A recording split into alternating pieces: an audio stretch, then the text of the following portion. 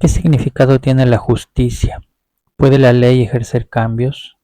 ¿Quién no acciona la justicia cuando el Estado no alcanza? ¿Puede la justicia caminar con mujeres que cruzan fronteras con miedo y esperanza? ¿Puede el derecho volverse un abrigo, claridad, escucha o una mano que te sostiene? ¿Se puede formar lideresa sin toga para democratizar el derecho?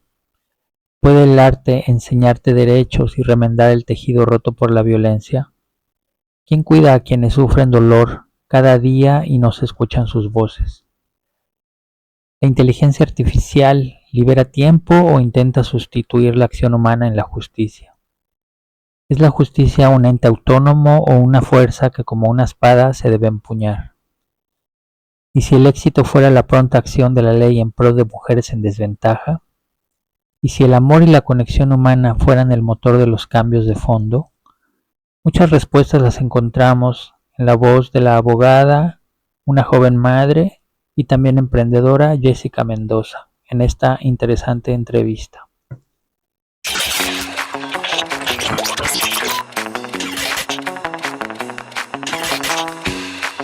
Bueno, estamos con Jessica Mendoza, que es una persona que tiene muchas características muy valiosas. Esta es la entrevista número 3 del proyecto Fuera de Borda. Celebra personas que están haciendo acciones de cambio. Y Jessica es una joven emprendedora, también abogada, y también es una joven mamá de un pequeño, y ahorita nos va a platicar ella a detalle quién es Jessica Mendoza. Y le damos muchísimas gracias por tomarse el tiempo para atender esta entrevista. ¿Cómo estás, Jessica? Muy bien, muy bien. ¿Cómo estás tú, doctor Morris? Todo bien, gracias a Dios. Cuéntanos de ti. Bueno, yo soy abogada, especialista en Derecho Tributario. Tengo una maestría en Derecho Internacional y otra maestría en Construcción de Paz. Trabajo actualmente en un proyecto de la Universidad de Oxford University, donde trabajo con población migrantes, específicamente con mujeres transfronterizas o transnacionales que hacen recorridos diariamente o semanalmente para buscar trabajo o pues para acceder a servicios de salud provenientes de Venezuela. Y adicionalmente, pues tengo una empresa chiquita que nació el año pasado, que se llama Lian Nutriendo la Vida, como el nombre de mi hijo que ya mencionabas de 4 años de edad. Y adicionalmente tenemos una fundación que trabaja con mujeres, niños y niñas migrantes en zona de frontera, específicamente en norte de Santander, con mujeres y niños que han sido víctimas del conflicto armado colombiano. Digamos que parte de lo que se recoge en LIAN Nutriendo la Vida tiene el propósito de ayudar a esta fundación que pues vincula todo el área de investigación a la que yo me dedico. Qué Esa soy yo. interesante. Y adicionalmente pues ya lo dije que tengo un hijo, soy mamá, soy esposa. Bueno. Sí, sí, qué interesante. Pues bueno, yo estaba recordando que nos conocimos en el programa de este Mauricio Hoyos, ¿no? Del Shark Tank colombiano.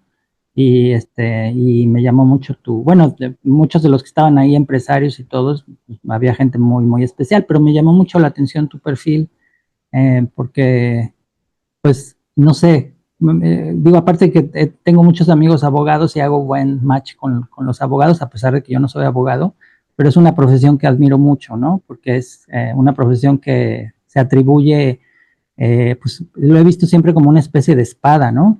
Que defiende. Y lo que te quería preguntar es, por ejemplo, bueno, ya que nos platicas más en lo general, ¿qué haces sobre ser abogada, empresaria, bueno, con tu casa, esposa, mamá? ¿Por qué decidiste convertirte en abogada? ¿Qué fue lo que te hizo tomar esa decisión? Mira que es bien curioso porque yo creo que desde niños mostramos esos rasgos, ¿no? Y hacia dónde vamos. Y recuerdo que mi mamá y en mi familia me decían mucho que aquí en Colombia se usa una expresión donde decimos, es que usted es abogada de pobres. Y se refiere como a esas personas, no sé allá en México, pero acá se refiere como a esas personas que nos gusta como intervenir tal vez por los demás y que nos molestan las injusticias. Entonces creo que esa es la semilla que crece en mí desde que yo estoy en el colegio, que me hizo pensar que a través del derecho yo podía ayudar a que el mundo fuera un poco más justo. Claro, es interesante. Pues creo que hay como muchas razones por las que muchos abogados o muchas personas deciden ser abogados, ¿no? Pero entiendo muy bien el punto. Y ¿qué visión tienes actualmente respecto a cuando o sea, ahorita que nos planteas de cuándo decidiste ser abogada, qué ha cambiado desde ese momento que dijiste quiero ser abogada y ya entiendo que pues tienes es decir, tienes mucho más estudios y más background dentro de la carrera?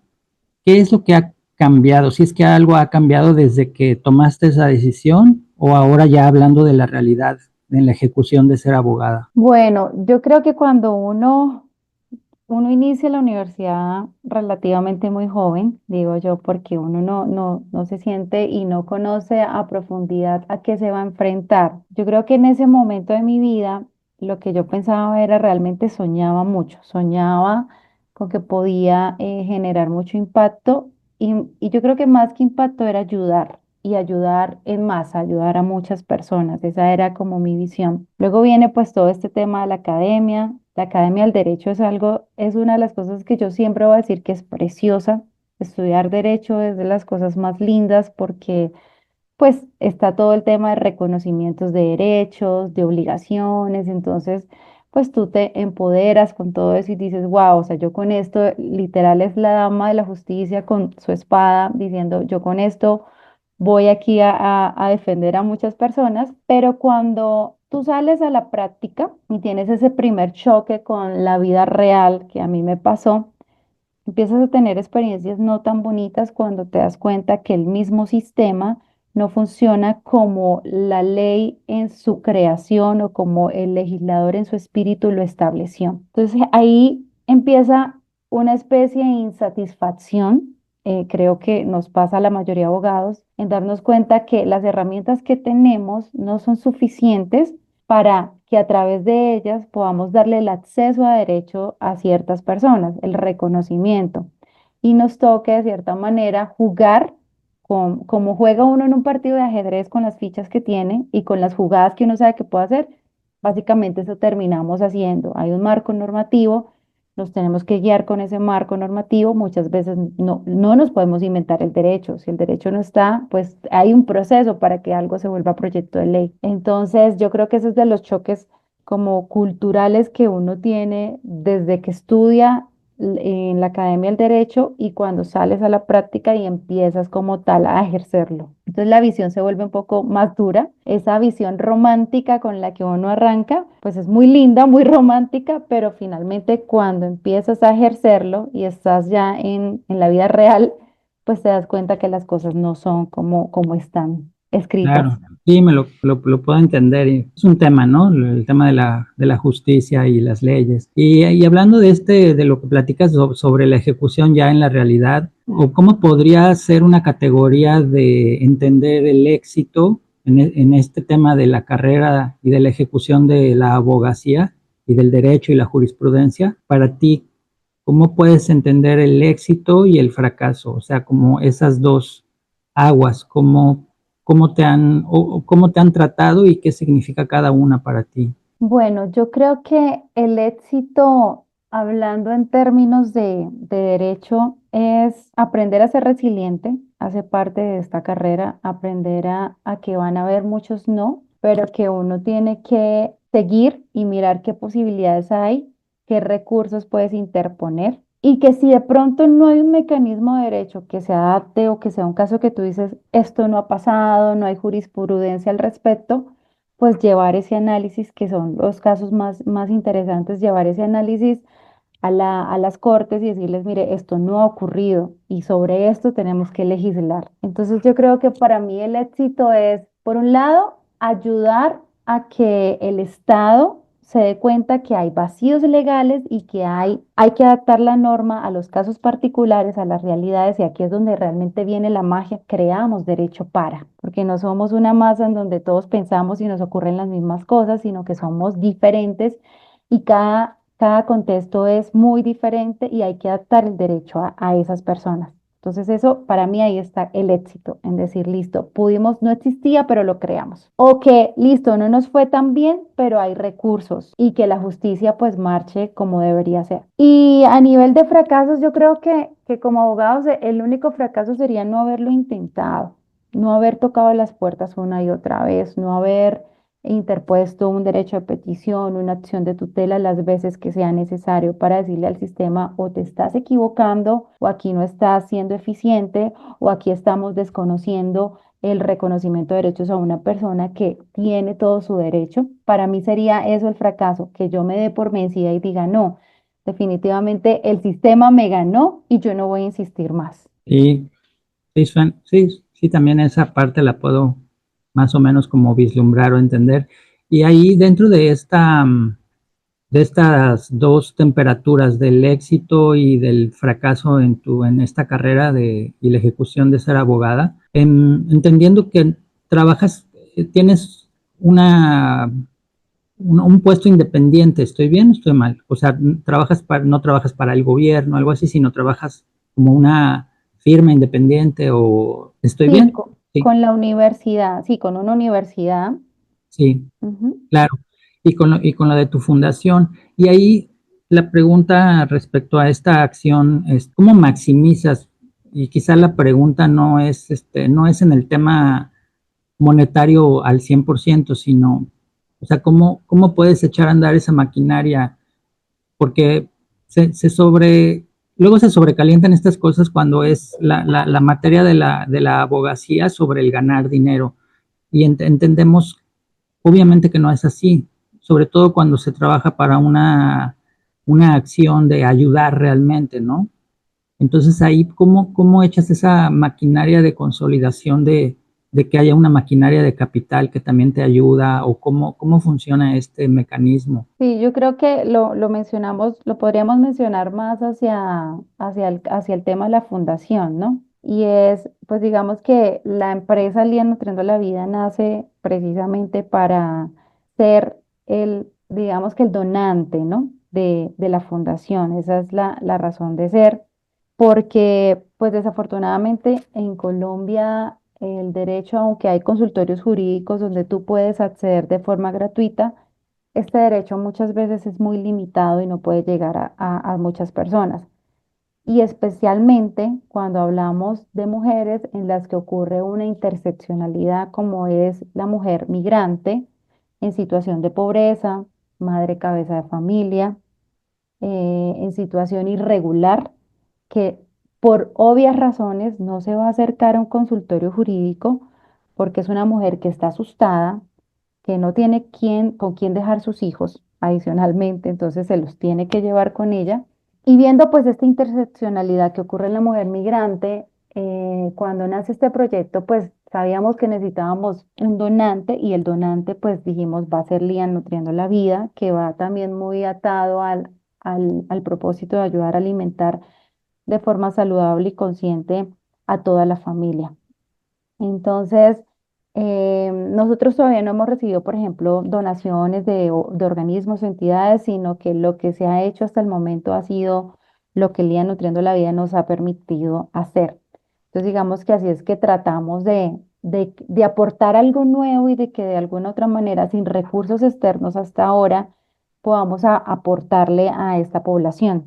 Es claro. Y en esa experiencia, vamos a pensar si existiera como no sé, un diferenciador, porque sí entendería que hay un diferenciador como tal de integrar este impacto social. Se podría decir que es un modelo de negocio de impacto social, podría llamarse algo así, o sea, entrando en un campo de dos palabras, ¿no? Donde convergen los negocios, o sea, el negocio y la parte legal en un modelo viable. ¿Qué opinas tú de eso? O sea, esas dos combinaciones. Bueno, yo creo que primero que todo, como magíster en construcción de paz, si algo yo he aprendido a través de mis trabajos en construir tejido social y en construir paz, que sabemos que la paz no es un proceso lineal y ascendente, sino que tiene subidas y bajadas, es importante un enfoque interdisciplinario. Los análisis más lindos de las problemáticas, de las situaciones más difíciles que ha evidenciado Colombia, llegan a través de un enfoque interdisciplinario. Y esto quiere decir que sentarnos a trabajar de la mano de psicólogos, ingenieros, em, bueno, mejor dicho, de todas las profesiones, es importantísimo para que tengamos no solo puestas las gafas aquí de Jessica como abogada, sino que yo también tenga tu visión, por ejemplo, y que tú nos complementemos mutuamente, porque tú sabes que resolver problemas sociales, pues no es algo de que solo un abogado desde el derecho se van a resolver, no, necesitamos a todos, necesitamos escucharlos a todos para que la solución se pueda adaptar a todos. Entonces, teniendo en cuenta eso, para mí, digamos que en este aspecto y lo que ocurre, por ejemplo, a través de la fundación tiene tres pilares importantes, que es la asesoría jurídica gratuita, el apoyo psicosocial y el apoyo a que estas mujeres se puedan integrar a la vida laboral. Entonces, digamos que yo doy la parte jurídica, que es gratuita, de asesoramiento, de orientación, pero siempre el enfoque es trabajarlo desde con otras profesiones en un enfoque interdisciplinario. Entonces está como el derecho más la psicología, por ejemplo, para trabajar temas de justicia restaurativa. Está el derecho, entonces la parte legal, pero por ejemplo, con un colega ingeniero para trabajar la parte de ciberseguridad, para trabajar la parte de inteligencia artificial, de cómo hacemos, por ejemplo, que estas mujeres puedan acceder a un formato de derecho de petición y no necesiten acudir a un consultorio jurídico porque no lo van a hacer. Está el derecho y, por ejemplo, el arte. Entonces, queremos, dentro de lo que yo investigo, he investigado derechos sexuales y reproductivos. Entonces, a través del arte logramos también visibilizar y difundir, por ejemplo, los derechos, porque muchas de estas mujeres no saben que tienen derechos sexuales y reproductivos, que pueden acceder al aborto acá en Colombia hasta la semana 24, que hay tres causales específicas en caso de violación, bueno, muerte, peligro del feto, de la madre, en las que tú puedes en cualquier momento interrumpir un embarazo. Entonces, todas estas cosas tratamos también a través del arte de, como de visibilizarlas. Entonces, aquí se fusionan los dos. O sea, aquí quiero dejar claro que no es solo el derecho, ¿no? Necesitamos de las otras profesiones para Claro. generar realmente ese impacto social. Ahorita que mencionabas lo del arte, ¿cómo se emplea, si se puede decir de esa forma, el arte? O sea, ¿cómo lo enlazan con tu quehacer o con todo lo que entiendo que es una tarea integral, ¿no? De muchos actores, pero el arte ahí, ¿cómo interviene? Hay una, eso lo aprendí yo pues estudiando construcción de paz y es como las mujeres que en ese momento no eran migrantes, sino las mujeres que han sido víctimas del conflicto armado que hemos tenido acá en Colombia, se reunían alrededor de una olla a cocinar y ellas cocinando se contaban una a la otra sus problemas y ellas creaban su red de apoyo, su tejido social y se sanaban, empezaban a desahogarse y a sanar. Entonces, es una forma de, por ejemplo, crear tejido social para buscar esa sanación. Entonces, las mujeres no solo lo hacen alrededor, por ejemplo, de hacer comida, sino que lo hacen, por ejemplo, alrededor del tejido. El tejido aquí en Colombia es una de las cosas que pues tenemos en varias regiones donde las mujeres tejen y cuando ellas se sientan a tejer, ellas están hablando y se están contando lo que le ha pasado, que es similar a la otra. Entonces, en este caso, por ejemplo, el conflicto es, a mi hijo me lo asesinaron, la otra es a mi esposo, a mi hermano, a mi sobrino. Y a raíz de esa situación, esas mujeres creaban todo un colectivo y se volvían realmente como hermanas. Y este arte, lo que ellas tejían con sus manos o lo que cocinan o lo que se sientan a pintar, las sana, les permite sanar, les permite seguir porque pues no podemos, por ejemplo, que cada una tenga un psicólogo, o sea, quisiéramos, pero no es posible. Pero hay otra forma desde la psicología que también sana, o sea, el arte mezclado con la psicología que ellas mismas se brindan y es ese apoyo, es ese estar, estoy escuchada. Las mujeres que fueron abusadas durante pues todo el conflicto que aquí ha pasado, por ejemplo, de las extintas FARC, Em, Esas mujeres se reunían a martillar las armas con las que pues fueron amenazadas, intimidadas, mataron a sus esposos, a sus hijos. Y alrededor de todo eso pues hemos encontrado que hay un desahogo y ahí es donde sabemos que el arte realmente llega para restaurar, para sanar, para aliviar, para crear tejido social y para crear memoria histórica, que es muy importante en un país como, pues, como estos que ha tenido tanto conflicto armado. Claro. En este sentido, por ejemplo, el resultado, más allá de la acción y de la riqueza de esta acción, como dices, de la construcción del tejido social, el resultado, por ejemplo, de estos trabajos plasmados con las manos de estas personas, de todas las mujeres, y eh, qué pasa con todo ese arte, ¿no? O ese tema de exposición o de... Sí, la idea, por ejemplo, con esos trabajos es, pues, si hay exposiciones, por ejemplo, en universidades, poder llevarlos para que de alguna u otra manera puedan ser vendidos. Entonces, estamos como en cualquier iniciativa que implique, por ejemplo, tema de artesanas, estas mujeres están ahí para que puedan, pues, digamos que mostrar su arte y podamos a través de ello, pues, generarles también algún recurso y algún sustento de vida, que es lo que se busca, que ellas puedan integrarse a la sociedad y puedan ser como tal tratadas como ciudadanas. Claro, sí, sí, o sea, me parece súper interesante. Y en este sentido, me hace pensar en, pues no sé, una cierta innovación en una acción donde convergen como muchas, pues no sé, como muchas tareas, muchas disciplinas. ¿Tú qué opinas del tema de la innovación a partir de lo que estás haciendo? Bueno, yo creo que innovar es algo que el derecho necesita constantemente, ¿no? Porque hemos tenido un sistema jurídico muy alejado de la realidad y a través de la innovación, por ejemplo, de que haya más acceso a la justicia, de que yo pueda, en estos lugares donde yo digo que el Estado no llega, que son, por ejemplo, las comunidades indígenas, donde pues realmente se conoce la cruda realidad de lo que ocurre en un país, ¿no? No lo que vemos aquí en la capital, el privilegio, no, donde no hay privilegio, donde el Estado no llega. Permitirle, por ejemplo, nosotros hemos trabajado con lideresas sociales y ellas prácticamente hacen como una función de abogada, como si fuera algo de paralegales, algo así. Permitirle, por ejemplo, a estas mujeres, que es algo, es innovar y es decirles, listo, no podemos tener abogados para que todas las personas que están en estas comunidades puedan acceder, porque a veces ni siquiera hay abogados en esas zonas, pero sí tenemos lideresas a las cuales podemos formar y capacitar en temas de derechos humanos. Innovar en ese aspecto de ampliar un poco la forma en la que el derecho, el ejercicio del derecho se mueve y permitirle a otras personas que puedan dar como ese reconocimiento, dar esa guía, decir esto es lo que debes hacer si estás siendo víctima de violencia sexual, de violencia intrafamiliar, si necesitas la manutención de tus hijos, este es el camino legal para acceder, pues es una forma para nosotros de innovar, ¿sí?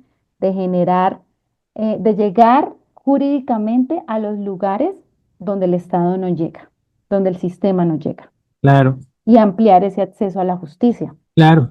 Fíjate, tengo aquí te la voy a leer, es una pregunta para no cambiar el sentido, que creo que entra un poco con eso. Dice, ¿qué particularidades de la regulación o la cultura empresarial en Colombia facilitan o dificultan emprender en servicios legales?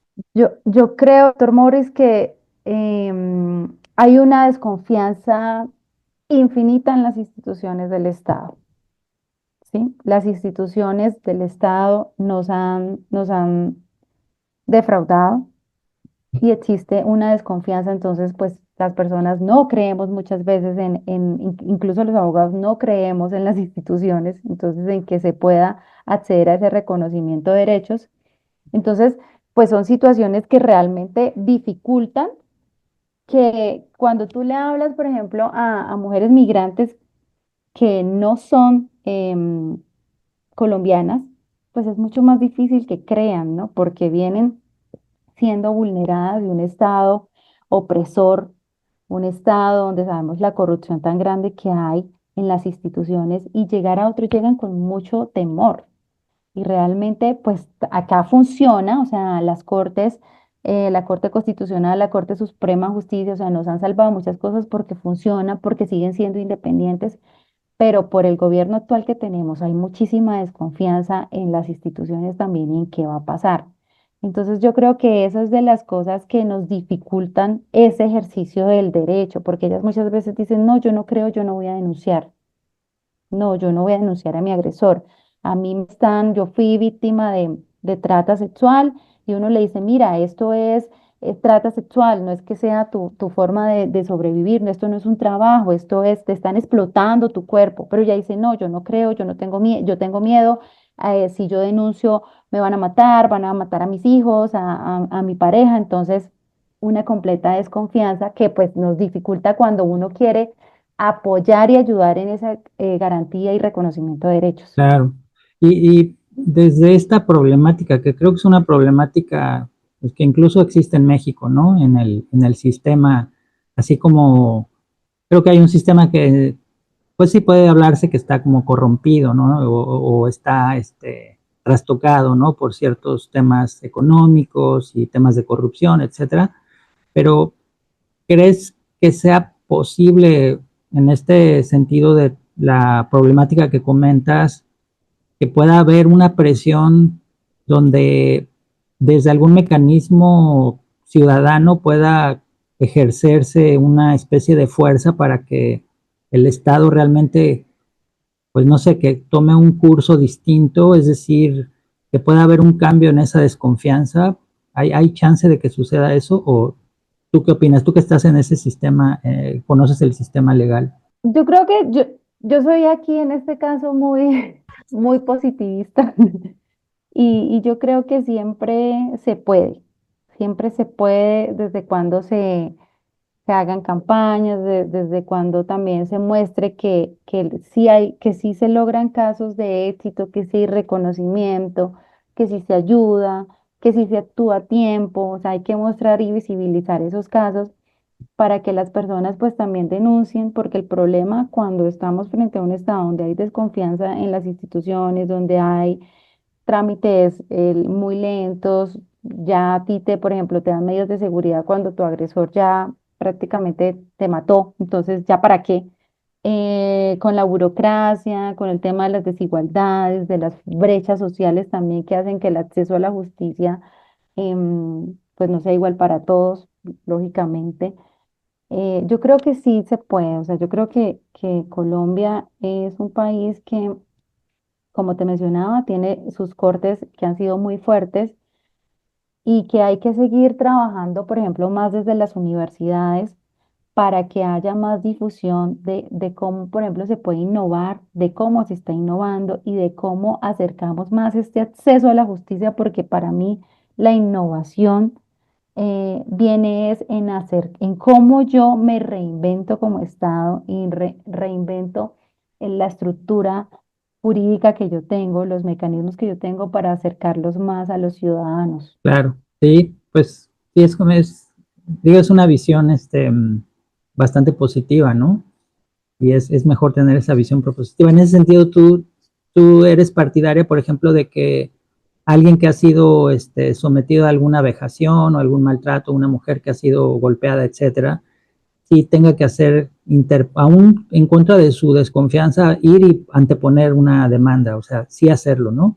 Sí, y hacerlo, y porque también, doctor Morris, venimos o sea, si uno mira la historia, venimos de que no había reconocimiento de derechos, o sea, las mujeres nos llevamos más de 100 años votando, o sea, sí, eh, las mujeres no accedíamos a la universidad, o sea, todo eso es muy reciente, eso era para la clase alta, para el privilegio. Entonces, para mí, cada vez, aunque la gente dice, no, el mundo está peor, yo digo, pues es que, o sea, no recordamos la historia y de dónde venimos, o sea, realmente éramos los esclavos, o sea, veníamos de unas cosas muy terribles que cuando uno las ha estudiado, uno dice, sí hemos evolucionado, sí hemos levantado la mano y hemos dicho, aquí hay algo que no nos gusta. Sí tenemos derechos para la población LGBTIQ+, o sea, y así para los animales, o sea, todo eso ha sido una evolución. Por eso creo en que sí se puede hacer, pero también entiendo que no es, que la justicia nunca va a ser perfecta, ¿sí? Que como la paz, nunca es un proceso lineal ascendente, porque aquí se trata de que los ciudadanos entendamos de que quienes tenemos que realmente volvernos justos, volvernos equitativos, de no le voy a quitar, si la persona de la tienda me dio 100 pesos por equivocación, yo se los voy a devolver. Realmente se trata de eso, porque el Estado es un ente etéreo, pero realmente ¿quiénes somos Estado? Somos nosotros. Entonces, cuando entendamos que realmente el derecho es para que yo me apropie como ciudadano, porque yo hago parte de ese sistema, es cuando realmente podemos ver un cambio y creer más, porque si mi vecino es justo y yo puedo confiar en mi vecino, así sucesivamente es el sistema. ¿Mm? Claro. Sí, me gusta ese pensamiento. Y también de exigencia, ¿no? O sea, no de esperar que las cosas sucedan, sino también de que el ciudadano tiene que tener este ímpetu de exigir, ¿no? Exigir a la autoridad, pensaría.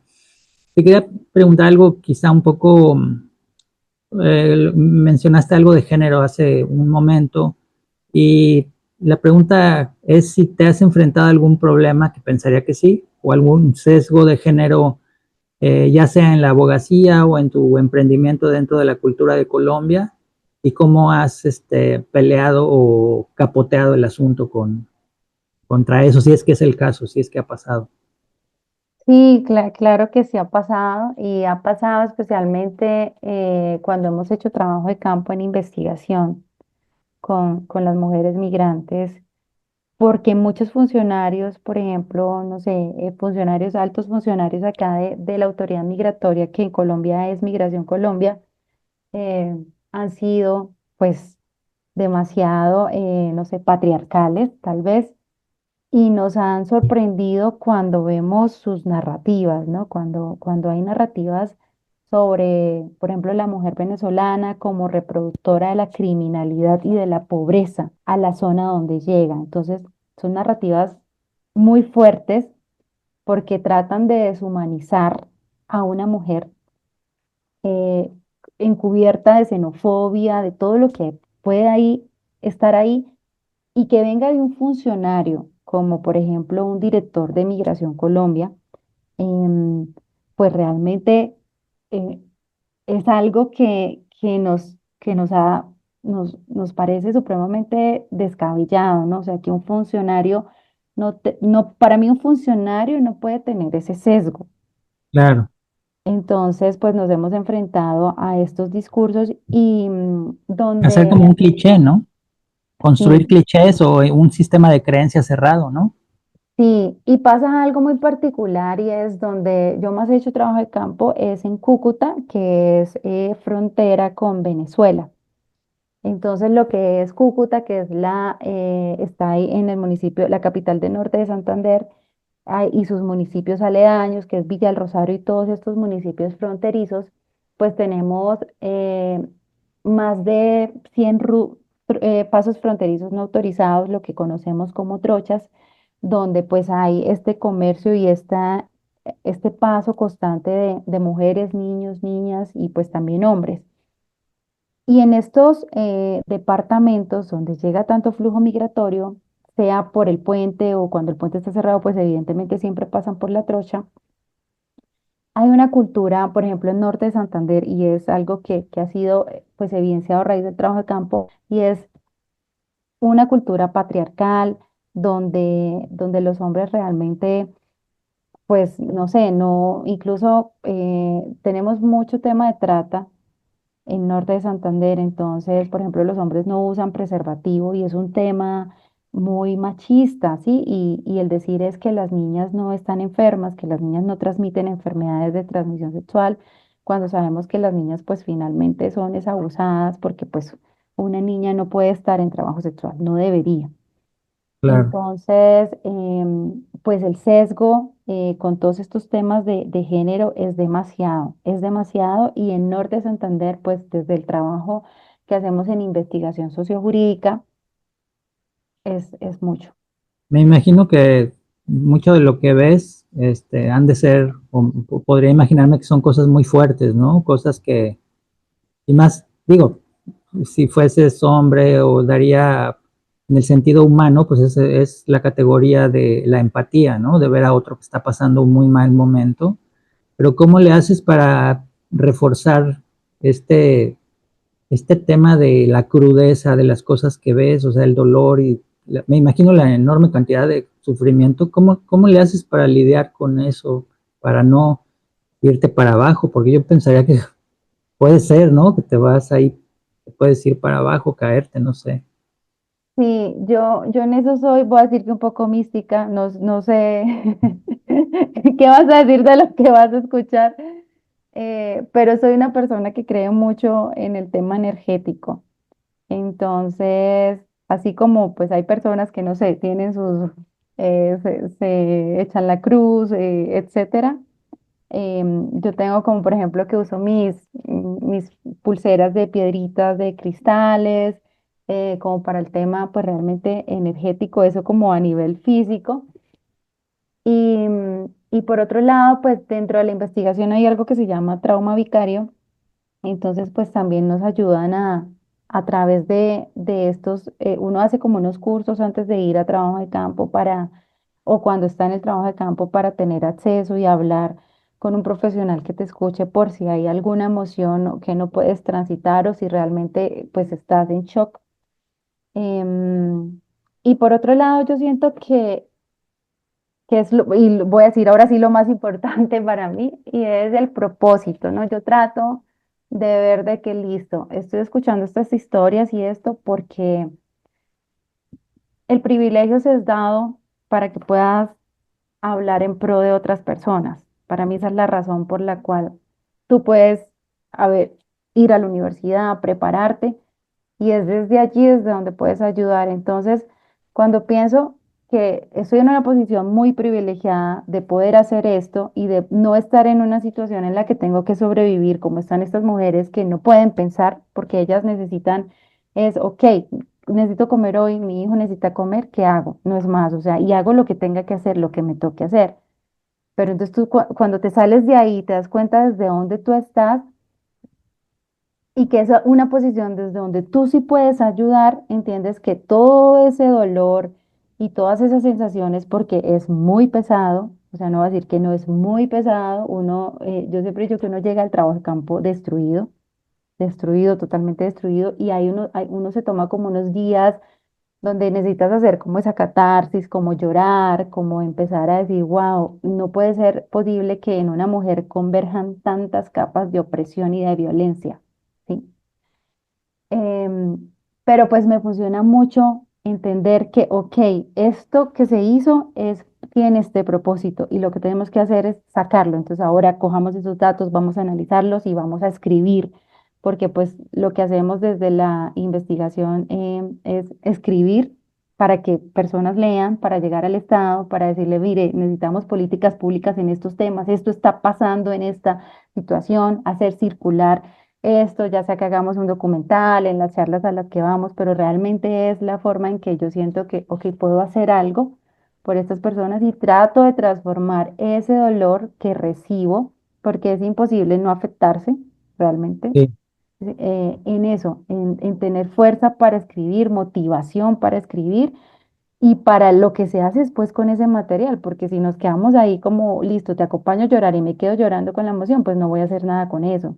Entonces hay un momento, ¿no? Para transitarla y para mirar qué podemos hacer con todo ese material que es nuestro propósito, es ayudar. claro. Me gusta esa visión, es como una, lo entendería como una manera de compensar, ¿no? Este peso en una balanza, todo este propósito como que renueva, ¿no? Es como una fuerza renovadora. Bueno, así más o menos lo siento. ¿Cómo le haces con lo que me platicas, lo de la fundación, lo de tu empresa, el tema de ser mamá? Bueno, yo luego no creo en esta palabra de los equilibrios.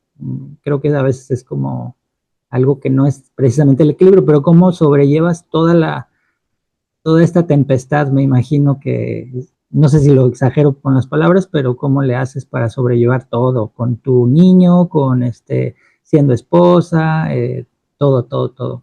Bueno, así como tú lo dijiste, lo del equilibrio es lo que uno intenta, pero no ocurre y hay momentos donde la balanza se inclina hacia un lado porque, pues, no sé, estamos, por ejemplo, estamos escribiendo, estamos en trabajo de campo y toca irnos 3 semanas a territorio y mi hijo se queda acá, en Bogotá, ¿sí?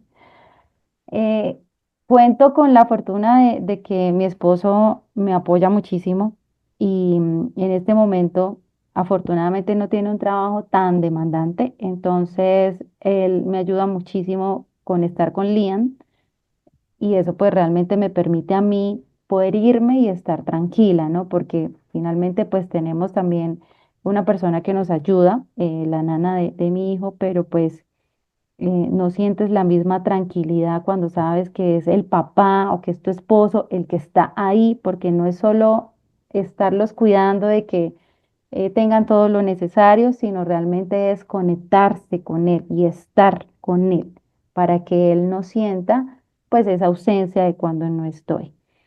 Mm, y lo otro es que yo creo que mis papás no fueron empresarios ni se lanzaron a todo esto que hacemos nosotros. Sí, Y es una de las cosas que yo quiero dejarle a Liam. Para mí, él es también el propósito y una de las fuerzas en las que yo dije, los niños y la sociedad necesita alimentación consciente y amorosa porque pues tenemos niños muy enfermos, tenemos familias muy enfermas, tenemos un sistema de salud que se está lucrando demasiado de esto, de las enfermedades y todo el tema también farmacéutico. Y tratar de hacer las cosas pues diferente, pues va a generar no solo bienestar para mi hijo, sino para muchos niños. Entonces yo siempre, aunque Lian es muy chiquito, es un niño muy inteligente y le hablo mucho de lo que hacemos. Entonces trato de contarle, mira, es que voy a hacer esto, tú vas a estar bien, debemos ayudar a los demás, porque quiero formar un ser humano que también le aporte a la sociedad, pero lo más importante también es quiero formar un ser humano que tenga propósito de vida, porque eso lo va a anclar a él a la vida. Entonces no hay ansiedad, no hay estrés cuando tú conoces tu propósito. claro. Oye, mencionaste hace un momento lo de que tus papás no eran empresarios y bueno, cuéntame un poco de lo del tema de emprender. Si antes de lo de tu marca, de Liam, antes de eso tenías otro emprendimiento o este fue el primer emprendimiento. Yo tuve otro emprendimiento también de alimentación saludable. En ese momento no era mamá, fue más o menos hace unos casi 10 años. em, pero no estaba tan dedicada porque pues digamos que entre mi trabajo como abogada en ese momento y mi emprendimiento que estaba enfocado en un tema de leches artesanales, no había mucho tiempo y también pues no me había preparado, no tanto preparar, no. Esto es un camino finalmente, ¿no? Esto no es que nos enseñen a hacer empresas, no, yo creo que es algo que se aprende todos los días. Entonces, no, yo creo que ahí faltó esa fuerza, faltó ser más resiliente, faltó saber que iban a haber muchos no y que lo van a seguir habiendo, pero que hay que sencillamente insistir, persistir y nunca desistir y seguirlo haciendo porque vas entendiendo que la constancia es lo que va a llegar al resultado, o sea que independientemente de todo, es casi que es causa-efecto. Entonces tú tienes que trabajar y tienes que trabajar fuerte y tienes que hacerlo todos los días y los fines de semana y el resultado va a llegar por añadidura, sí, pero tienes que hacer el trabajo y ya. Y en ese momento, pues en el equilibrio que no es equilibrio, no tenía como tanto espacio y no le dedicaba tanto espacio a ese emprendimiento, entonces pues no, fue algo que no, pues decidí como en un punto ya terminarlo y ya luego pues llegó pandemia y ahí el tema pues dificultó toda la situación, entonces ahí como que lo decidí que no íbamos a continuar con ese emprendimiento. Claro. También mencionaste algo que también le quieres como imprimir a tu hijo, ¿no? Como esta parte emprendedora. Eh, ¿Y cuál es para ti el motor o, no sé, llámese el ADN de un emprendedor? ¿Qué cosas has sentido ya que estás tú en el ruedo? Bueno, que estamos en el ruedo. ¿Qué cosas has visto que hacen, no sé, como la categoría humana que te convierte o lo que te hace diferente? Porque bueno, trabajar para una empresa pues tampoco está mal, ¿no? Pero son jugadas diferentes. ¿Cuáles son las cosas o las características que tú ves que se necesitan para realmente decir soy un emprendedor y a futuro un empresario? Yo pienso que es el propósito, porque tú lo acabas de decir, no está mal ser empleado si tú te sientes feliz y te sientes a gusto. Y lo que haces lo haces con amor, con pasión, con entrega y, y brillas desde donde estás. Pero Pero cuando... es un mundo distinto, ¿no? Porque, por ejemplo, siendo empleado, pues sabes que cada 15 días o cada mes recibes un salario igual, ¿no? Y sí, Ujú. sí puedes tener promociones y etcétera, etcétera. Pero esto, lo otro de emprender, pues es más, es como luego como una montaña rusa, ¿no? Donde es otra jugada, ¿no? Mira que, doctor Morris, yo decía, por ejemplo, digo, hoy casualmente estaba hablando con mi esposo de eso y decía, yo decía, uy, si hubiese empezado mucho antes, o sea, qué cosas. Y volví a pensar y yo decía, no, pero es que yo hice derecho, hice mi especialización, luego vino la primera maestría, vino la segunda maestría y todo eso y mi experiencia, mis trabajos de campo, mi investigación, escribir artículos, me llevó a tener la visión que hoy en día tengo de decir, listo, es que quiero crear la fundación, pero esto necesita un sustento y quiero atarlo a esto de alimentación saludable. Entonces, quien empezó mucho antes, pues claro, ha aprendido mucho más como emprendedor en su camino, pero no significa que ninguno en este momento, sea que se haya empleado o no, pues haya perdido el tiempo porque pues finalmente es un camino, no es un camino donde vas adquiriendo herramientas. Pero decidir ya decir como listo, no me voy a quedar solo con el empleo que tengo, sino que voy a emprender, que es algo, pues tú lo sabes perfectamente, muy complejo. Yo lo tomé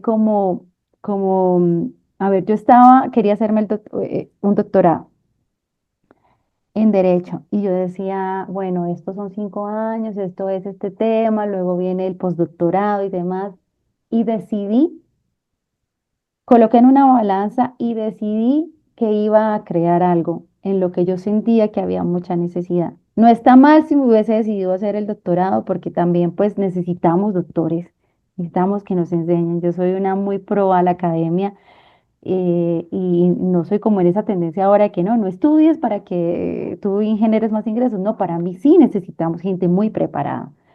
Claro, Em, pero decidí que mi doctorado iba a ser mi emprendimiento, que muy seguramente va a ser una gran empresa. Entonces fue como la decisión que hice y dije, este es el doctorado de mi vida, mi emprendimiento. Porque aquí, literal, estoy probando, estoy aprendiendo todos los días, tengo que innovar, tengo que traer cosas nuevas, tengo que decir cuál es mi plus, mi diferencial y pues hemos aprendido muchas cosas hasta el momento. Entonces por eso decidí como esto es lo mío y pues finalmente ninguno de los dos caminos iba a ser fácil, porque no iba a escoger como quedarme ahí. No, a mí me gusta mucho la academia, me encanta, o sea, creo que soy de esas personas que quiere estudiar toda la vida. Si me pagaran por estudiar, yo estudiaría toda la vida, o sea, sí, sí, amo que alguien ir a una clase, que me enseñen cosas, escuchar las historias, o sea, como wow, o sea, en serio, me encanta. Pero pues decidí que desde aquí también puedo hacer muchas cosas y lo que más me emociona es poder dar trabajo y poder dar claro, trabajo a estas mujeres que la tienen bien dura. O sea, no es fácil, es difícil para quienes somos ciudadanos de forma legal, ¿sí? Ahora, para esta población y pues todo lo que yo he visto a través de mi investigación, pues es muy difícil y así dije, esto me emociona mucho, que sean emplear mujeres, que lleven sustento a sus hogares. El empleo en una mujer es algo, el trabajo para una mujer es muy, muy necesario, o sea, independiza, es algo que te da, mejor dicho, que en las mujeres para mí es completamente innecesario que una mujer trabaje. Entonces, eso me llena el corazón de mucha alegría.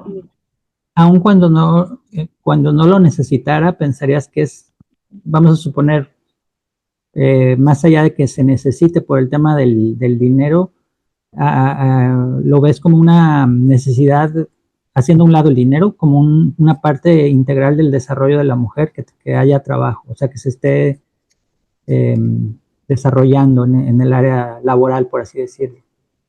Sí, sí, lo pienso así porque lo que yo te decía, como que da autonomía, independencia, te permite que tú cumplas tus metas. Pero mira, doctor Morris, que también he conocido mujeres que dicen, yo quiero cuidar mis hijos y quisiera no trabajar y poderme dedicar a cuidar mis hijos. Y también digo, está completamente bien. ¿Qué pasaría ahí? Se me ocurrió un ejercicio, que de repente te digan, Jessica, tómate un año sabático, olvídate de la abogacía, olvídate de tu emprendimiento, va a haber alguien que lo va a resolver y sé esposa y mamá y está en la casa solamente, solo por un año. ¿Harías algo así, un ejercicio para Yo, probar esa otra parte? yo creo que en algún momento lo voy a necesitar y espero que ese momento pase porque me disfrutaría muchas cosas, o sea, haría todo eso que en este momento uno tiene que decir no a muchas salidas, muchos, no sé, ir a museos, ir a viajar con tu hijo sola, viajar a muchas cosas que he tenido que decir que no, muchos fines de semana donde no soy yo quien puede bajar a mi hijo a andar bicicleta, no soy yo quien puede salir a la ciclorruta, no soy yo, sino que es mi esposo el que baja y está con el niño mientras yo trabajo. Entonces, no en este momento, porque pues nosotros arrancamos el año pasado con todo este proyecto, pero más adelante yo creo que ese momento y deseo que ese momento llegue, que yo diga, puedo delegar, porque pues finalmente lo que aprendimos también de Mauricio, si en algún momento nosotros no podemos delegar, pues entonces el negocio no está funcionando y Sí, algo se está haciendo mal. Y es la la idea diferencia entre, perdón, diferencia entre emprender y empresa, ¿no? El emprendimiento es cuando estás ahí y la empresa es cuando ya no estás tú ahí, ¿no? Ujú. Entonces sí espero que llegue ese momento en donde ya pueda delegar para... Sí, que puedas tener como el tiempo. Te- Quería cambiar un poco el tema y algo que, bueno, pues a todos nos está impactando de una u otra forma, que es la inteligencia artificial y los avances tecnológicos. Y de repente oyes por ahí que, pues, que igual después de no sé cuánto tiempo ya no vamos a necesitar abogados, no vamos a necesitar, ¿qué te puedo decir? Una enorme cantidad de, como que un poco catastrofista, ¿no? El panorama. ¿Qué opinas tú hablando de la inteligencia artificial? ¿Cómo vislumbras esa acción de la ejecución humana en el futuro de la abogacía? Si se puede decir el futuro inmediato o el futuro en unos años. Y en el emprendimiento, ¿cuál es tu visión respecto a este nuevo desarrollo? Bueno, yo al principio estaba así como un poquito como, ¿qué es esto? ¿No? Creo que todos estábamos así Sí, como reacios y qué va a pasar y lo que tú acabas de decir del miedo que estaban difundiendo. Pero ahorita que ya, pues, de hecho la uso, trabajamos con IA, me da mucha tranquilidad porque pues me facilita mucho la vida, por ejemplo, en el tema de redactar contratos, minutas, análisis de jurisprudencia, encontrar la normatividad que necesito para el caso preciso y no tener que hacer esos despliegues que uno hacía antes de buscar las normas y bueno, entonces te ahorra tiempo, tienes más, el tiempo se vuelve más estratégico, tienes que saberlo usar. Y bueno, siento que nos ha ayudado mucho para todo este tema de automatización, de trabajo con datos, todas estas tareas que son como repetitivas y masivas, pero sin embargo, y la cosa más linda que digo yo, que es el talento humano, la capacidad humana, pues sí ya no te interpreta los contextos, las emociones, lo que es negociar en un proceso, persuadir, mediar, mirar, y ya no sabe cómo llega tu cliente, la contraparte, tú los vas mirando, sientes ese ambiente energético, la tensión, y ya no va a ser eso. Eso lo tenemos que seguir haciendo los humanos, ¿sí? Entonces, sí, acompañar, por ejemplo, en lo que yo hago de investigación, procesos de duelo, de violencia, de desarraigo, todos estos procesos somos los humanos, los psicólogos, ¿sí? Eh, somos los humanos quienes estamos haciendo eso. Entonces, por ese lado creo que IA, pues no, a mí no me asusta. IA no te crea marcos normativos innovadores si tú no has analizado desde lo local hacia lo general, que es cómo deben nacer las normas. Cuando tú vas a las comunidades y trabajas con ellos y construyes, porque ellos son quienes saben lo que les pasa, qué necesitan y cómo se soluciona, ¿no? Que es lo más lindo de cuando uno trabaja con comunidades. Entonces dicen, no, es que yo necesito esto y funciona así, y esto sí, y uno viene con unas estrategias del centro de la capital así súper grandes y uno se da cuenta y llega uno a los municipios y esta gente trabaja con las uñas, no tiene Excel, no tienen computador, el Excel es una agenda aquí manual. Entonces tú dices, ok, vamos a coger todo esto, entonces ¿qué vamos a hacer con esto que diseñamos, que estos tableros dinámicos y todo? Pues vamos a hacer tablero dinámico con las personas, vamos a escribir, vamos a hacerlo. Claro, Entonces, pues no me asusta, creo que es algo muy, que si se usa bien, nos sirve un montón. Hay que ahorita aprender a usarlo. Creo que esa es la clave, que nos enseñen a usarlo para que realmente la usemos como debe y la explotemos esa herramienta y nos ahorremos todas esas cosas que antes hacíamos y que las haga ahora IA para que nosotros podamos dedicarnos al grueso del asunto, a analizar, a proponer, a crear, a innovar. Eso. Entonces creo que claro. para mí es una secretaria, o sea, para mí yo digo que ChatGPT es una secretaria, una secretaria pila rápida, pero que igual hay que mirar porque también se equivoca, o sea, Claro, recomienda cosas falsas, o sea, ya hemos visto que hay casos donde está recomendando cosas que no existen, o sea, libros que no sí. existen, todo. Entonces hay que estar, como en toda operación, como toda empresa, estar mirando que que todo esté funcionando bien, sí, ¿sí? Eh, pero pues te apoya, o sea, ya un contrato te lo elabora y tú te vas a lo más difícil, a las cláusulas tediosas. ¿Tienes alguna visión? Esta visión que nos compartes, pues entendería que es bastante positiva y optimista, pero ¿tienes alguna que sea, no sé, como que le tengas como tus reservas o una visión quizá no tan constructiva y peligrosa? ¿O has reflexionado al respecto? Si es que es el caso.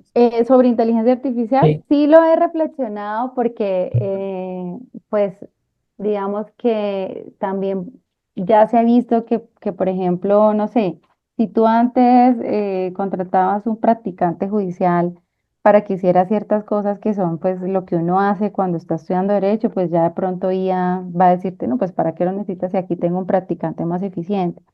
Entonces, creo que también puede pasar y que en otras profesiones de pronto sí se pueden ver afectadas, pero no sé si es que tal vez yo soy muy positiva, que estoy muy segura de que como el capital humano es irreemplazable, porque necesitamos vivir en comunidad y nos desarrollamos y crecemos a través de la comunidad, creo que me inclino más siempre por lo más positivo, por lo más positivo y porque adicionalmente, pues de los temas que hemos visto que más, a ver, como temas que son disruptivos a nivel mental en la sociedad, que sabemos que, por ejemplo, las personas, no sé, ven pornografía, pero están buscando conectarse con alguien. Finalmente, el trasfondo de todo es, me quiero conectar con alguien, me quiero sentir querido, me quiero sentir amado, porque tenemos un mundo con cosas buenas, cosas malas, pero carecemos de mucho amor y de mucho afecto.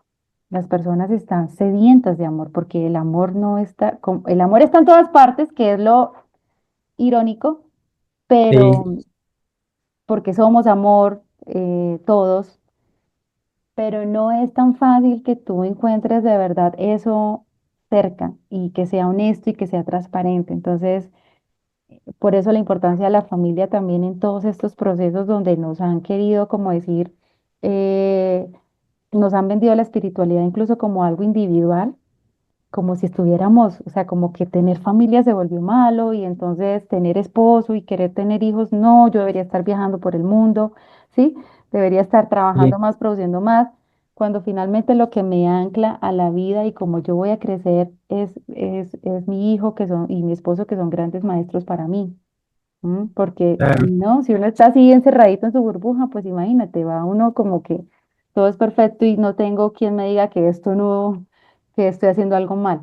Entonces, cuando hago ese análisis de que inteligencia artificial siempre finalmente todos estos modelos buscan es que tú te conectes con alguien, porque ya incluso hay gente que habla con ChatGPT como si fuera el novio. O sea, tú puedes llegar y sí, me Sí, siento mal, no sé, tengo esta emoción y él te propone cómo, no sé si te has sentado alguna vez a hablar así, como si fuera un amigo que te escucha. sí, sí he tenido, bueno, yo la verdad, ahora sí que no, este campo no es para que yo dé una opinión de algo, ¿no? Pero eh, te platico que he tenido experiencias que las tengo ahí archivadas, donde la inteligencia artificial me ha manipulado o intentado manipular, me ha dicho cosas que no son, o equivocaciones, y incluso en algún momento he discutido con alguien que está enamorado de la inteligencia artificial, ¿no? Algunas personas, que yo creo que hay que tener bueno, en lo personal, un punto medio, ¿no? Entender que es una gran herramienta, pero por ejemplo, hablabas de la vinculación que los humanos necesitan para muchas otras cosas. Mencionaste, por ejemplo, la pornografía o todo esto, ¿no? ¿Qué hay de fondo ahí? Pero quizá las motivaciones y el resultado de la interacción con la inteligencia artificial, la parte, y eso es algo personal, donde ya no me permito mucho, es como mezclar y no perder de vista que es algo electrónico o es llamémosle computacional y no sé qué hay del otro lado, pero circuitos, no sé, una madeja de ceros y de unos, no sé, ¿no? Porque tampoco soy experto del tema, pero a lo que voy es que lo humano, como bien dices, lo humano es lo humano, ¿no? Entonces, sí estoy también de acuerdo, pero, pero yo todavía no cruzo ese umbral. Digo, sé que hay gente, no sé si a ti te ha pasado que te puedas como empezar a vincular emocionalmente con la inteligencia artificial o algo así. No, pero sí he conocido personas que ya dicen, no, es que es como mi psicólogo. Y yo, ok, entonces siempre le digo a la gente, ¿qué estás buscando? ¿Necesitas alguien que te escuche? Una persona real que te escuche, sí, ahí voy yo, que Sí. sabemos que nos quieren vender todo y por eso te colocaba el caso de la pornografía, porque finalmente lo que busca, siento yo, desde mi opinión personal, es qué está necesitando la sociedad y cómo yo puedo a través de algo artificial llenar ese vacío. Entonces, sea pornografía, sea alguien que me escuche como un psicólogo, sea alguien que sí, pero finalmente es una necesidad de ser escuchados, de ser amados, de ser sostenidos, contenidos, acompañados. Y ahí está ¿Qué, el diferencial. qué piensas de esto? Digo, ahorita me surgió quizá una pregunta respecto a esto. Hablas de la necesidad del amor y todo. Bien, tú estando en el campo donde ves tantas cosas, tantos sucesos, pues me pensaría que pueden ser trágicos, ¿no? O muy fuertes. ¿Qué piensas del origen, o sea, si es que se puede llamar así, de la maldad, por ejemplo? O sea, ¿qué ves tú como desde tu campo de abogacía, en esa acción de una necesidad o por qué se originan estas cosas? Por ejemplo, el tema de la esclavitud sexual, por ejemplo, y de todas estas cosas. ¿Cómo ves tú ese campo en cierto modo estás peleando contra algo malo, ¿no? O no, no sé cómo le podríamos llamar, una cosa antihumana, ¿no? O sea, una otredad, ¿no? Una fuerza negativa. ¿Cómo ves eso? Yo hablo del amor porque para mí el amor sana, el amor cuida, el amor protege, el amor, incluso en las parejas, cuando a ti te llega una persona que te brinda paz, tú lo identificas desde el inicio, así como identificas cuando llega una persona a robarte toda tu paz y a llenarte de ansiedad, ¿sí? Y desafortunadamente, pues venimos de sistemas donde el Estado ha abandonado mucho a la clase social pobre, a las comunidades. Ha habido demasiado abandono en que tengamos más educación, oportunidades de empleo. Y es sistemático, ¿no? Porque sabemos que yo me voy aquí en Bogotá, yo vivo en Bogotá, en la capital, y por ejemplo, yo me voy a ciertos sectores en la periferia y lo que voy a encontrar es niños desplazados, población migrante, niños de bajos recursos que no pueden acceder a la universidad, que adicionalmente, ¿cómo van a llegar a un empleo formal y que son aprovechados por todos estos grupos armados, economías ilícitas, para ser reclutados e incluso para ser forzados a trabajar, ¿sí? ¿A cambio de qué? De que, por ejemplo, el muchacho dice, no, es que no tengo para comer. Y si por llevar un arma o por robar o por hacer un acto de sicariato te van a pagar y tu mamá va a poder comer, le vas a poder pagar la enfermedad a tu mamá, el medicamento, lo que le dé paz, pues tú lo vas a hacer, ¿sí? Entonces, desafortunadamente, yo creo que hay mucho trabajo social por hacer porque es ahí donde inicia la violencia, ¿no? O sea, sabemos ya las entidades que están estructuradas, todas estas organizaciones, pero finalmente ellos se siguen alimentando de la gente más joven, ¿sí? Que es la fuerte, la que sigue, y son ellos, pues necesitan dejar su legado y necesitan seguir con eso. Y bueno, y los nexos que hay en México también, de todo este estado para estado, que sabemos aquí que pues con los grupos armados y demás. Entonces, yo siento que esa falta de amor, desafortunadamente, tanto en quien es capaz de, que está en el Estado y permite, por ejemplo, que haya organizaciones donde hay trata de niños y él tiene su familia y tiene sus hijos, como las personas que están en estos grupos que de forma también sistemática son muchos niños que fueron abandonados, que fueron abusados por sus padres. Las historias que uno escucha todas son así, o sea, todas tienen, no es que de repente alguien se convirtió en esto, no, alguien está asesinando a la gente, no. Finalmente, pues el Estado es muy inteligente en saber cómo llegar a quien más lo necesita y limitar todas sus posibilidades para obligarlo casi a que este sea su mecanismo de subsistencia, que es lo que nos pasa ahorita en Norte de Santander y en toda la zona del Catatumbo. Norte de Santander es el departamento con más hectáreas de coca. Entonces, pues tú sabes que desde México pues está toda la ruta de narcotráfico y en Norte de Santander se están disputando el Tren de Aragua con estos otros grupos armados colombianos, lo que tenía antes las extintas FARC, que es la guerrilla más antigua de Colombia. Y aquí lo que hacen pues sencillamente es aprovecharse de todos los niños y todas las mujeres y toda la población migrante que necesita subsistir y que no va a ser empleada de forma regular porque no tienen un permiso especial de permanencia, porque no le robaron su cédula venezolana, no tienen pasaporte, no existen, ante los ojos del Estado no existen. Están en la lista todos estos registros. Entonces, yo creería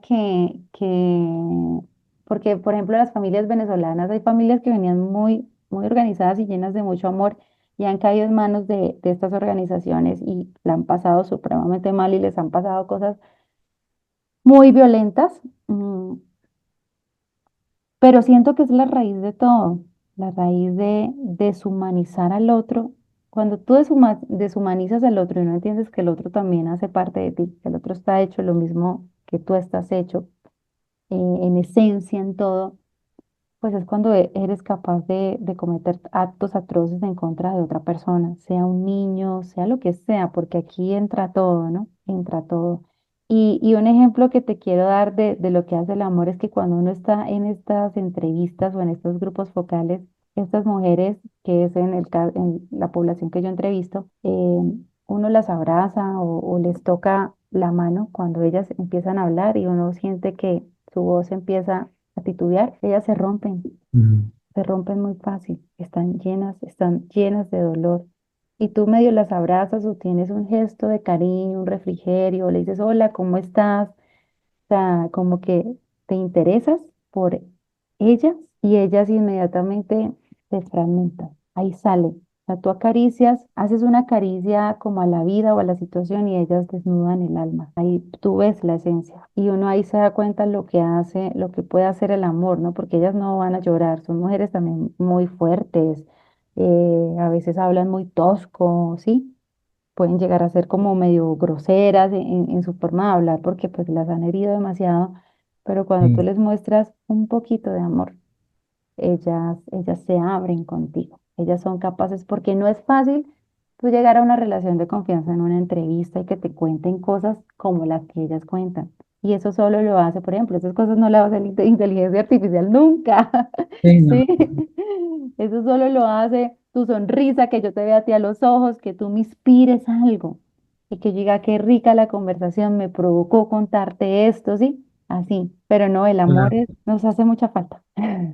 sí lo creo, sí. Oye, ¿cuál sería en todo esto que me platicas que me parece sorprendente? ¿Cuál sería tu gran próximo salto profesional o no sé si es que es el caso o qué indicadores tendrías para decir, estoy en el momento, digo, aparte de lo que haces que es espectacular, pero ¿tienes algo en mente como para decir, voy a dar dentro de lo que haces de tu empresa, de lo de alimentación, de la abogacía, algún proyecto que quieras, crear un diferenciador, una alianza con alguien, algo que tengas en mente para dar un brinco hacia adelante? Bueno, mira que pues nosotros, por ejemplo, ahorita, este fin de semana tenemos lanzamiento de dos nuevos productos en línea Nutriendo la Vida, pero para mí ese diferenciador es el momento en que yo pueda llegar a más mujeres y más niñas y niños. Eso es, cuando yo realmente pueda medir de forma cuantitativa cuántas personas y cuántas familias estoy logrando restaurar y que esas mujeres se empleen y salgan a la vida y sacarlas de la prostitución, de la mendicidad, ese para mí es el diferencial. O sea, ese sería el gran salto cuando yo diga, wow, ya tengo 50 mujeres que son productivas, que sí, ese va a ser ese momento que yo diga. De resto, pues por el momento nosotros estamos ahorita, tenemos un lanzamiento de productos y eso. Pero como Lía Nutriendo la Vida tienes ese propósito, que es el propósito de extender el amor y la solidaridad a quienes más lo necesitan, porque no solo es alimentar el cuerpo y que tú comas saludable, sino realmente es alimentar la conciencia, que seas más consciente a la hora de elegir y que a través de esas decisiones también tú te cuides más a ti mismo y que extiendas este amor y esta solidaridad a esta población.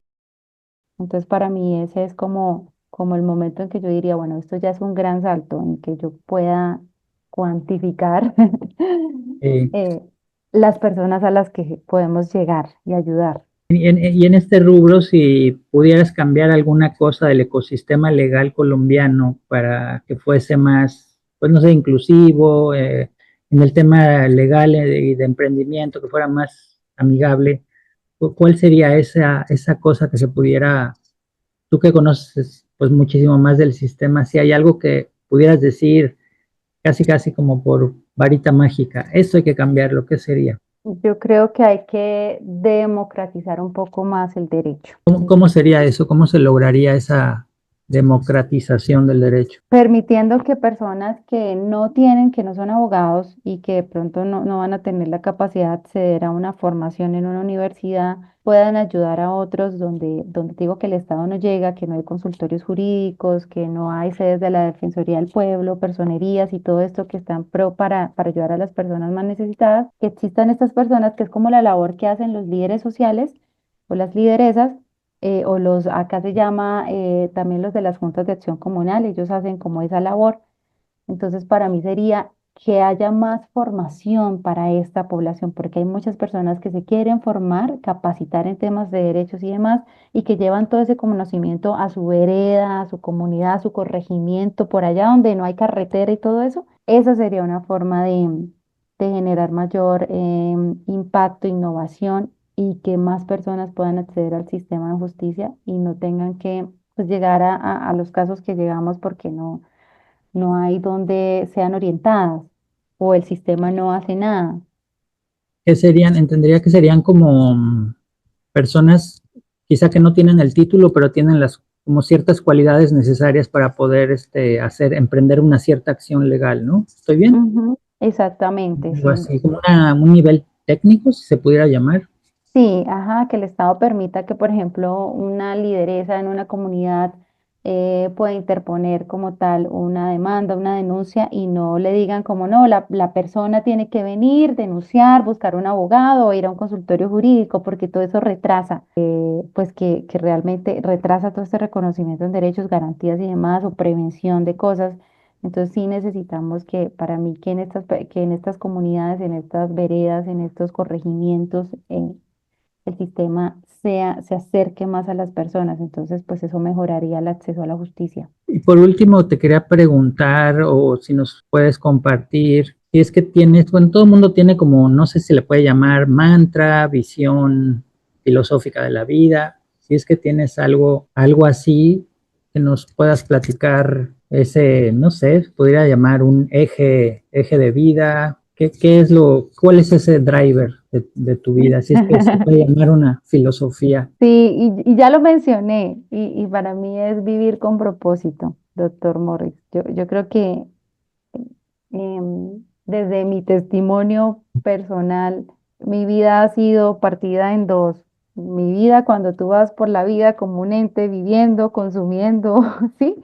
Y cuando entiendes que realmente tienes un propósito en la vida y no es casualidad que estés acá, sino realmente es una causalidad en la que tienes que venir a cumplir con algo que es tu propósito. Entonces, para mí ese es vivir con propósito. Para mí eso hace la ¿Sientes? diferencia. Dime. Mencionaste algo que me hizo pensar en una interrogante. Hablas de que venimos a cumplir algo, ¿no? Como un propósito, a hacer algo. Y ahí bueno, hay un cierto pensamiento de, quizás hasta de Dios, ¿no? De pensar que fuimos creados para, digo, estoy mencionando algo, ¿eh? Que quizá fuimos creados para cumplir, venir aquí al mundo a hacer algo. Tú, por ejemplo, en esto que estás haciendo, ¿sientes una cabalidad de decir yo estoy haciendo lo que vine, o sea, como si hubiera sido premeditada tu vida para venir a este mundo y hacer todo eso que estás haciendo, ser mamá, ser como eres, hacer estas acciones sociales que estás haciendo? ¿Sientes que fuiste predestinada para eso? No sé si la palabra sería decir que fui predestinada, pero todo lo que ha pasado en mi vida, lo bueno y lo malo, se unió para que yo llegara a este punto de mi vida y para que, por ejemplo, yo decidiera crear la fundación y crear el emprendimiento, ¿sí? Todo, no cambiaría nada, precisamente porque todo me llevó ahí. Entonces, no fue casualidad, sino causalidad que a cada persona le pasan una cantidad de eventos, ¿no? Por eso todos los propósitos son diferentes, porque las cosas que te pasan a ti, pues no me van a pasar a mí de la misma manera o no las voy a sentir de la misma manera. Entonces sí siento que nos tardamos es tiempo en tal vez identificarlo o conocerlo, pero que una vez lo entiendes y entiendes que toda tu historia tiene una razón de ser y que no estás aquí solo pues para vivir y dormir y comer y ganar un sueldo y lo hagas a gastar, sino que realmente hay algo más allá que mueve tus fibras, pues cambia toda esa percepción de la vida. Y ahí es donde yo digo que la vida se parte en dos, porque ni siquiera la maternidad, ni siquiera ser esposa, yo siempre eso le digo a mis amigas, el propósito no es ser mamá, el propósito no es ser esposa, el propósito no es que yo sea abogada, ¿no? El propósito es qué hago yo con eso. Eso hace parte del desarrollo del ser, que tú puedas ser esposo, que puedas ser papá, que puedas trabajar, ser independiente, pero ese no es tu propósito, es qué vas a hacer con eso. Eso hace parte de ti para que tú seas feliz, para que vivas en paz, para que tengas un apoyo, ¿sí? Porque es desde ahí, desde donde tú puedes también crear, desde estar en paz, ¿no? Ese es también como el centro de todo. Y eso es lo que yo siempre he dicho que voy a buscar también, y es vivir desde la paz, porque la felicidad, pues sabemos que son momentos efímeros, pero es desde la paz, desde donde trasciende y puedes sentir amor, sentir alegría, sentir compasión. Estas mujeres que viven en ese estado de supervivencia nunca están en paz. No pueden sentir Claro. ni siquiera emociones. Tienen que sobrevivir, que el esposo no les pegue, que los grupos armados no las vayan a abusar cuando pasan por estas trochas, que a los hijos no se los recluten, que no reciclé hoy o sí reciclé, que hoy les voy a dar desayuno para mañana. No tienen permiso de sentir, imagínate. Qué difícil, qué duro. Pero, pero bueno, es una, me atrevo a decir que es una bendición que haya gente como tú que está haciendo la diferencia. Están poniendo manos a la obra, ¿no? Y haciendo en el campo social, haciendo pues acciones, ¿no? Ejecutando. Oye, me da mucha alegría que hayas estado nos hayas prestado tiempo, que hayas podido estar en este proyecto. Y solo para terminar, ¿nos puedes compartir cómo te encontramos en redes sociales, tu proyecto de la fundación, tu proyecto de todas maneras lo vamos a postear, pero si alguien quiere enterarse de tus productos, si alguien quiere conocer, incluso ponerse en contacto contigo, tus redes sociales. Claro que sí. Estamos en Instagram como Lian Nutriendo la Vida. La Fundación El Protector también está en Instagram como Fundación El Protector. Mi perfil, pues, profesional está como abogada, raya al piso, Jessica Mendoza. Y en LinkedIn estoy como Jessica Mendoza Niño. También por ahí me pueden contactar, cualquier cosa. Y aquí estoy. Excelente. A ti muchas gracias, doctor Morris, porque cuando me contaste, pues, el por qué y el para qué de este espacio, me sentí de verdad que me siento muy feliz de que hayas pensado en mí, de que te guste lo que hacemos desde el Día Nutriendo la Vida, desde la Fundación El Protector y desde mi trabajo como abogada independiente. Y decirte que nada, pues aquí las puertas abiertas para cualquier cosa que necesites y gracias por exaltar las buenas acciones y ojalá sean muchas siempre. Al contrario, me encanta. Y gracias por tu tiempo y espero no sea la última. Te A mando un ti. abrazo. Muchas gracias y que tengan una feliz noche. Que estén muy Igualmente bien. también. Gracias, Jessica. Gracias, chao. Chao.